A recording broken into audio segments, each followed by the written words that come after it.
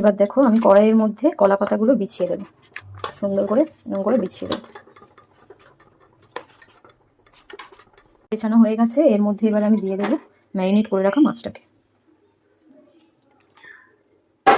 দেখো মাছটাকে একটু এরকম করে হালকা করে হাত দিয়ে বিছিয়ে বিছিয়ে দেবো, যাতে প্রত্যেকটা মাছ আর কি তাপটা পায়। ওপর থেকে দিয়ে দেবো কাঁচা লঙ্কা চিরা। সব কিছু দেওয়া হয়ে গেছে, আর ওই মশলা ধোয়া বাটির জলটাও দিয়ে দিয়েছে, এবং ওপর থেকে এবার দিয়ে দেবো কিছুটা বেশ সরিষার তেল, কারণ সরিষার তেলের কিন্তু এখানে ফ্লেভারটা খুব সুন্দর আসবে। তো দেখো দিয়ে দিলাম। এবার এটাকে কলাপাতা ওপর থেকে চাপা দিয়ে হালকা আঁচে বসিয়ে দেবো। প্রথমে একটুখানি জোরে দিয়ে দিয়েছি, ওপর থেকে ঢাকা দিয়ে দেবো, একটু পরে এটাকে কমিয়ে দেবো, ধিমি ধিমি আঁচে হবে। তো চলো দেখি মাছটার অবস্থা কি। তো দেখো ঢাকনাটা খুলেছি, আর মাছটা দেখো কি সুন্দর গন্ধ বেরোচ্ছে।